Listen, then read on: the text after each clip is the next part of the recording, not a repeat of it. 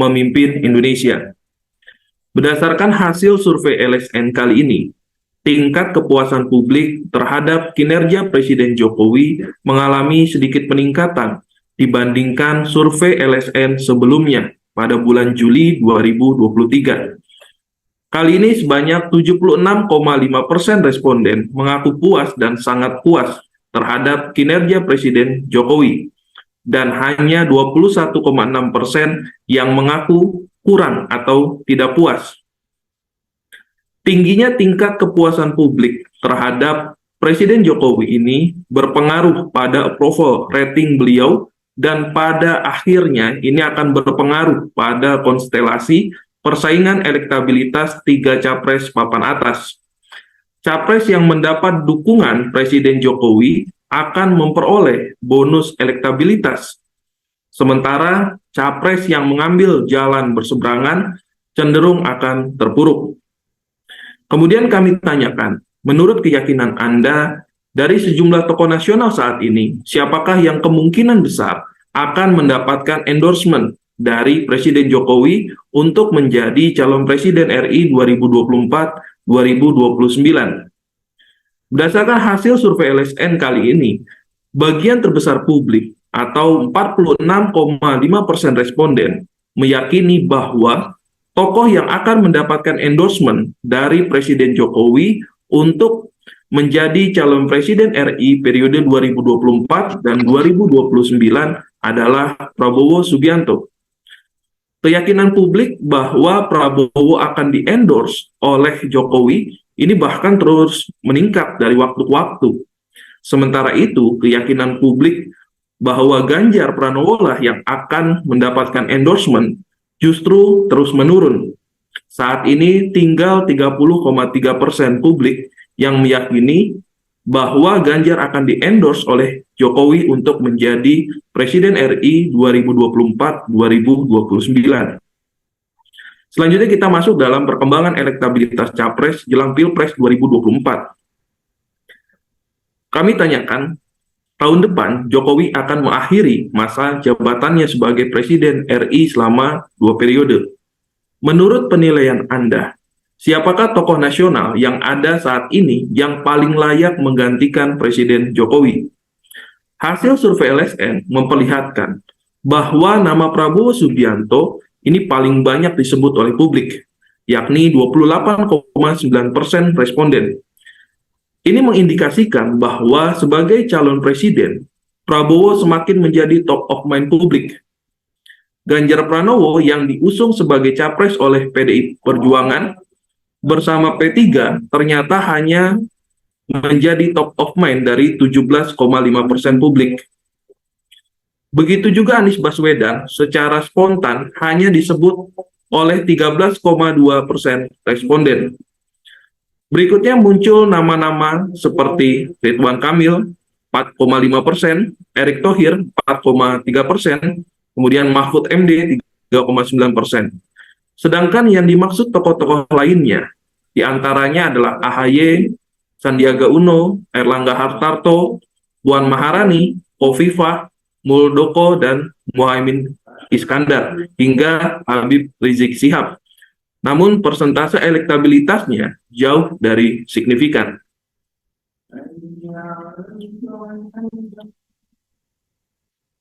Kemudian kita lihat berdasarkan dinamika elektabilitas capres, pertanyaan terbuka atau top of mind publik.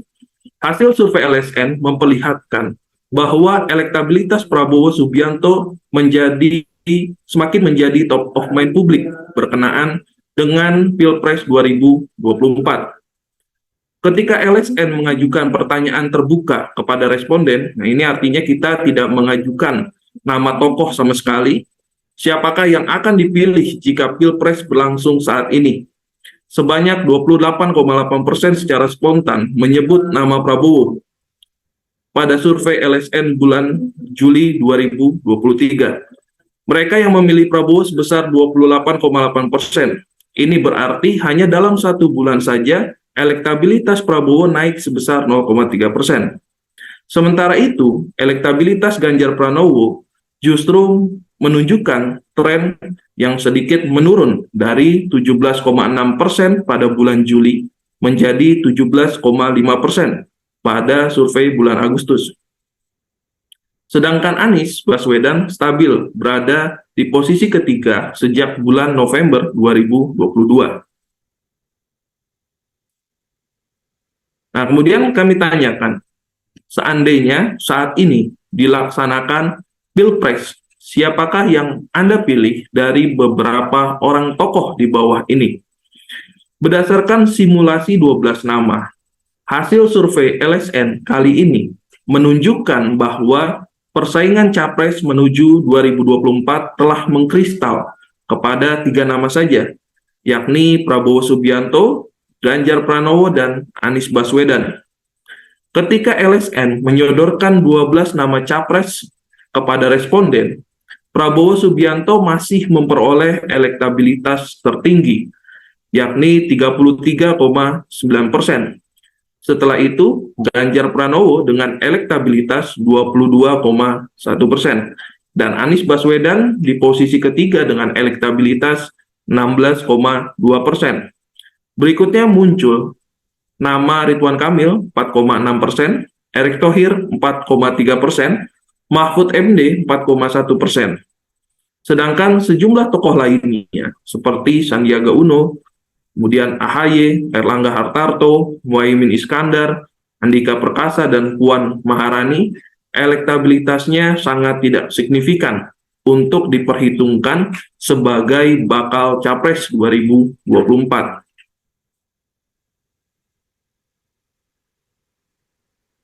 Nah, kemudian dalam simulasi 12 nama tokoh, hasil survei LSN memperlihatkan bahwa elektabilitas Prabowo Subianto ini semakin kokoh di puncak 5 bulan jelang Pilpres 2024.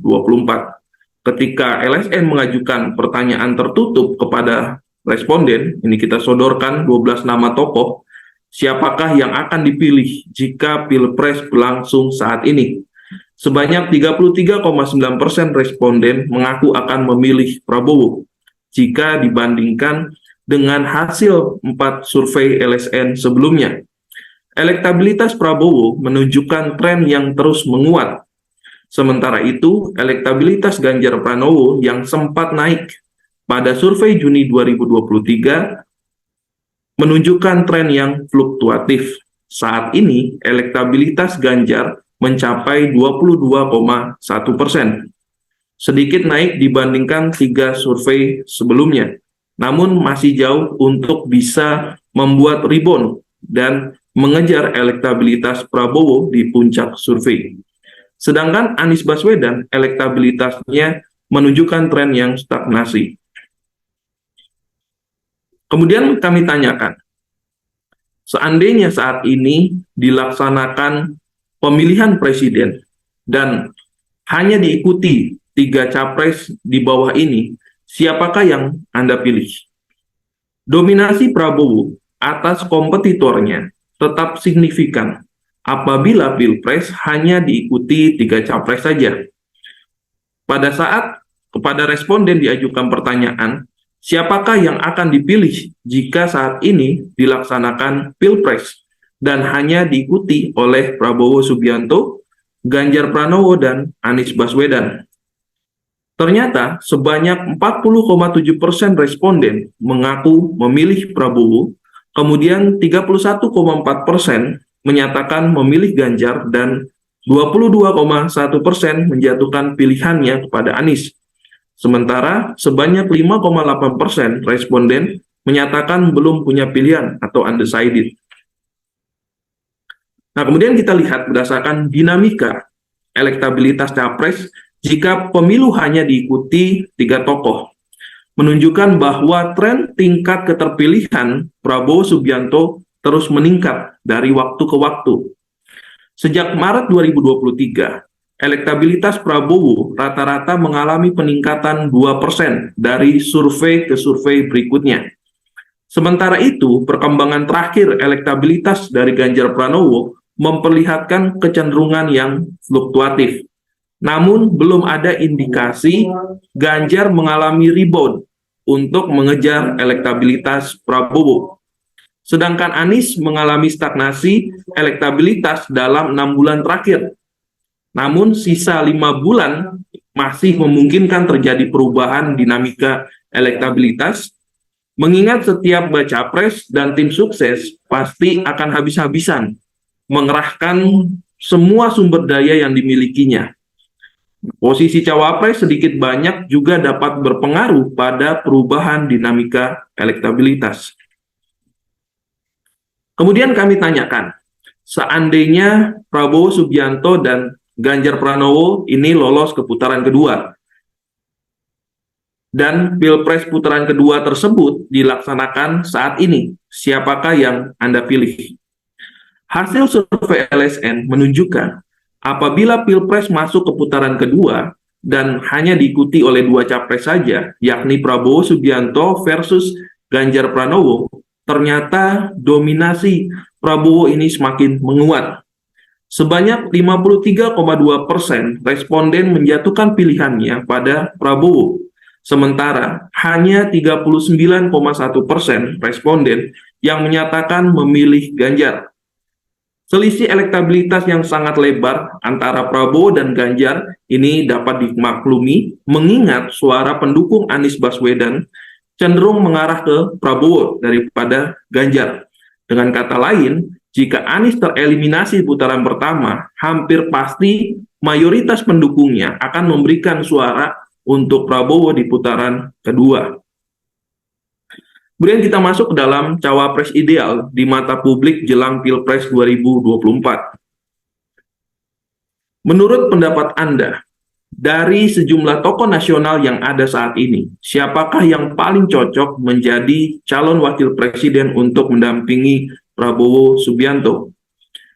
Berdasarkan hasil survei LSN, Erick Thohir dan Gibran Rakabuming Raka ini sama-sama diharapkan publik untuk menjadi cawapres pendamping Prabowo Subianto. Erick dinilai oleh 20,5% publik sebagai sosok yang paling ideal untuk menjadi cawapres pendamping Prabowo Subianto, sedangkan Gibran didukung oleh 20,2%. Tokoh lain yang juga dinilai publik cocok mendampingi Prabowo adalah Ridwan Kamil 15,2% dan Mahfud MD 12,1%. Sosok Erick ini dianggap tepat menjadi cawapres pendamping Prabowo karena keduanya ini membentuk kombinasi kepemimpinan nasional yang ideal, yaitu Jawa dan non-Jawa, kemudian militer sipil, lalu generasi tua muda, sedangkan Gibran dianggap sebagai representasi anak muda Indonesia yang menjadi mayoritas pada pemilu 2024 mendatang. Kemudian kami tanyakan, menurut pendapat Anda, dari sejumlah tokoh nasional yang ada saat ini, siapakah yang paling cocok menjadi cawapres untuk mendampingi Ganjar Pranowo? Berdasarkan hasil survei LSN, Sandiaga Uno dinilai oleh 19,7% publik sebagai sosok yang paling tepat untuk menjadi cawapres pendamping Ganjar Pranowo. Tokoh lain yang juga dinilai publik cocok mendampingi Ganjar adalah Ridwan Kamil 17,2%, Erick Thohir 15,5%, dan Mahfud MD 11,9%. Sosok Sandiaga dianggap tepat menjadi cawapres pendamping Ganjar karena Sandiaga adalah kader P3 yang merupakan satu-satunya partai parlemen yang telah memutuskan bergabung dengan PDI Perjuangan mengusung Ganjar. Jika Sandiaga akhirnya tak jadi mendampingi Ganjar sebagai cawapres, bukan tidak mungkin P3 akan bergabung dengan koalisi Prabowo atau Anies. Selanjutnya, kami juga tanyakan, menurut pendapat Anda, dari sejumlah tokoh nasional yang ada saat ini, siapakah yang paling cocok menjadi cawapres untuk mendampingi Anies Baswedan? Berdasarkan hasil survei LSN, AHY dinilai oleh 19,8% publik sebagai sosok yang paling tepat untuk menjadi cawapres pendamping Anies Baswedan. Tokoh lain yang juga dinilai publik cocok mendampingi Anies adalah Ridwan Kamil 17,2%, Sandiaga Uno 15,4%, Mahfud MD 10,1%. Sosok AHY dianggap tepat menjadi cawapres pendamping Anies karena AHY merepresentasikan salah satu partai pengusung Anies.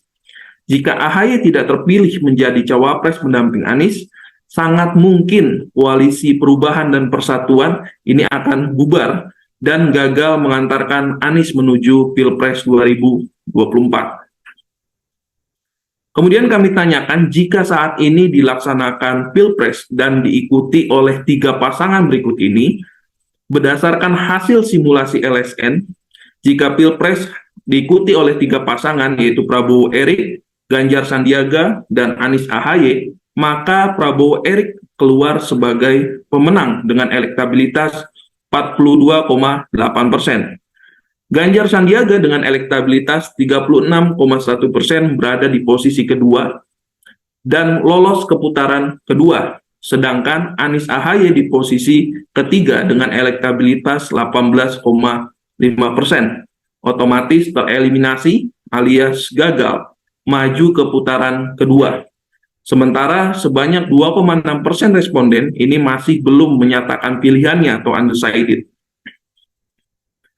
Kemudian LSN membuat simulasi dengan komposisi pasangan yang berbeda jika saat ini dilaksanakan Pilpres dan diikuti oleh 3 pasangan, yakni Prabowo Gibran, Ganjar Erik, dan Anies AHY, pasangan manakah yang Anda pilih?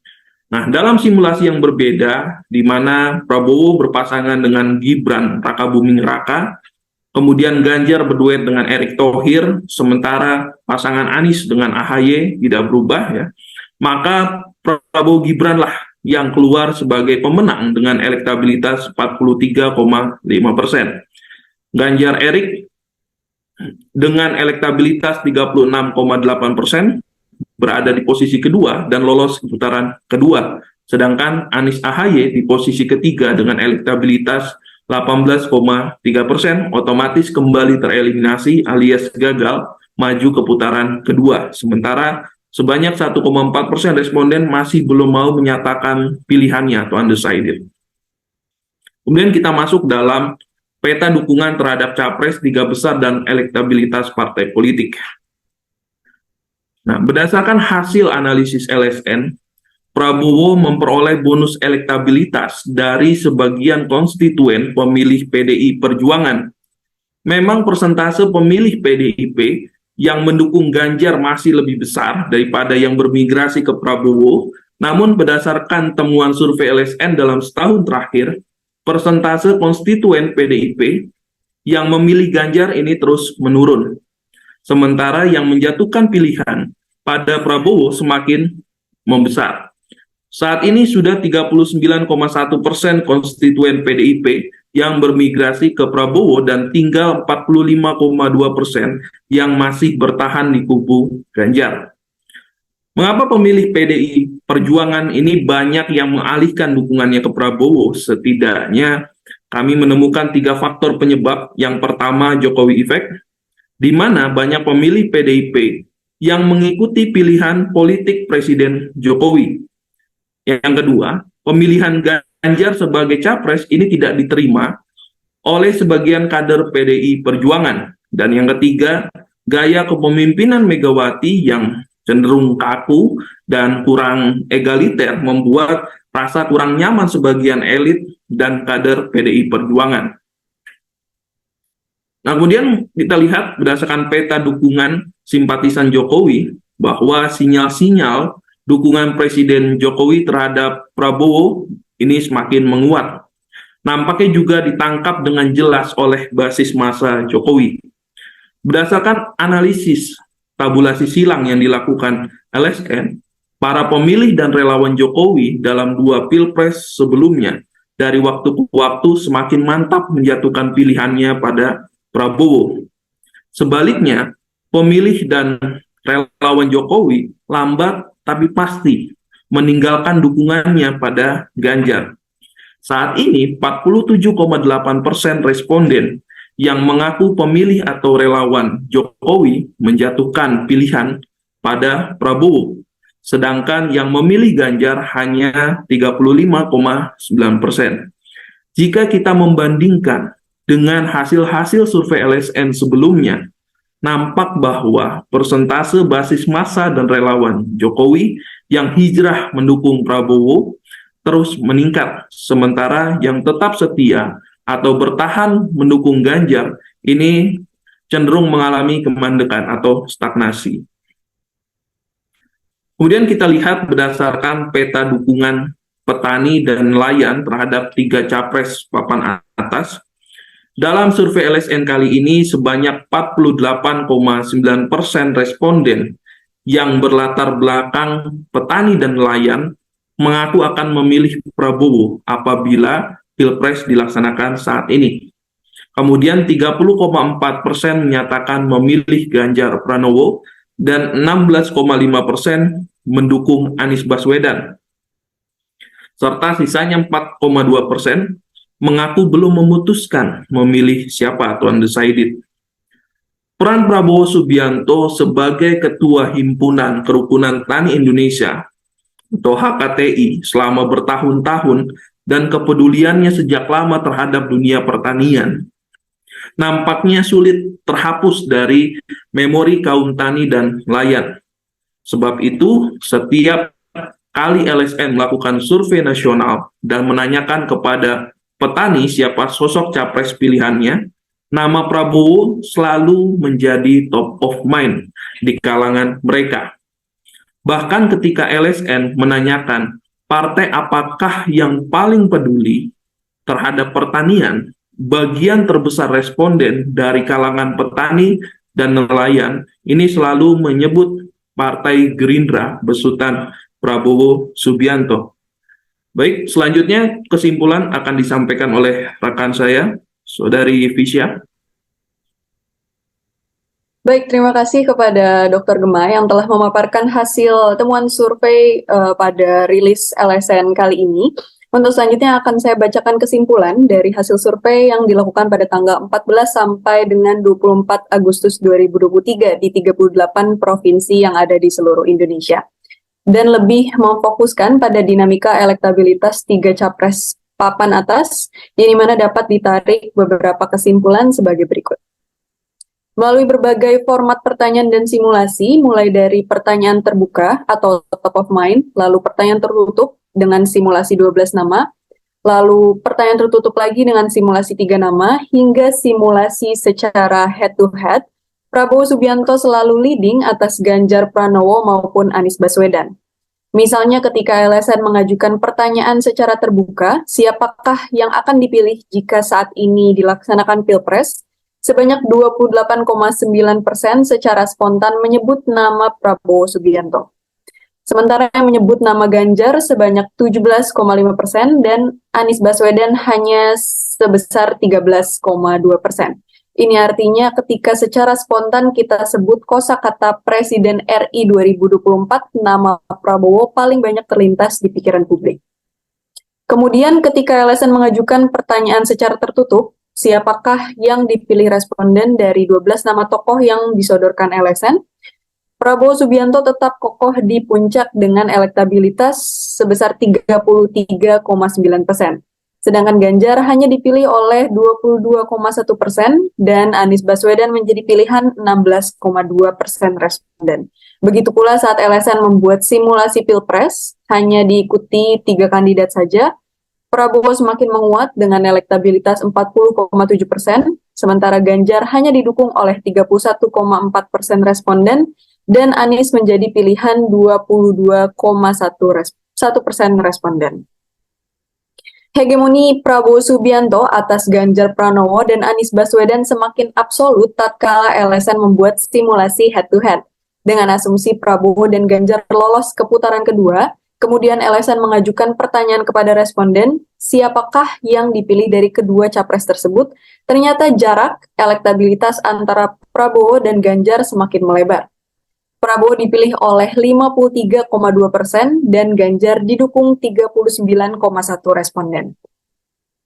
Dengan demikian dapat disimpulkan bahwa elektabilitas Prabowo Subianto hingga survei LSN kali ini dilaksanakan belum terkejar dan masih kokoh bertengger di posisi teratas. Sementara Ganjar Pranowo justru gagal membuat rebound elektabilitas meski berbagai strategi konsolidasi terus digencarkan di berbagai daerah.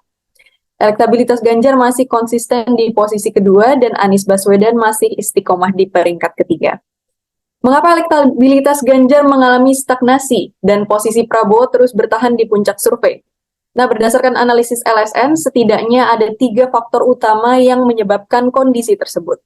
Yang pertama, faktor Jokowi merupakan variabel yang tak bisa disangkal sebagai penyebab utama sulitnya Ganjar mengejar elektabilitas Prabowo. Dengan tingkat kepuasan publik alias approval rating yang terus meningkat, Jokowi bagaikan seorang bengawan yang restu atau endorsement-nya akan selalu ditunggu dan diperebutkan oleh banyak orang. Dari berbagai sinyal, lalu kedekatan yang dipertontonkan selama ini, mayoritas publik meyakini bahwa restu sang bengawan jatuh pada Prabowo Subianto. Nah, inilah yang menyebabkan para pengikut Jokowi yang selalu mengucapkan konsep tegak lurus menjatuhkan pilihan pada Prabowo dan bukan pada Ganjar. Lalu yang kedua, fenomena menurunnya sentimen positif terhadap PDI Perjuangan pasca berselisih dengan Partai Solidaritas Indonesia atau PSI, di mana sentimen negatif terhadap PDI Perjuangan memperlihatkan tren yang meningkat. Nah, sebaliknya berdasarkan analisis media monitoring yang dilakukan oleh LSN, sentimen positif terhadap partai yang dikomandani oleh Megawati itu semakin menurun. Nah, ini pada gilirannya membuat Ganjar sebagai petugas partai yang tengah diusung oleh PDI Perjuangan untuk menjadi capres di tahun 2024 terkena dampaknya. Sentimen negatif terhadap Ganjar meningkat dan banyak elemen pendukung Jokowi yang semakin deras bermigrasi ke Prabowo Subianto.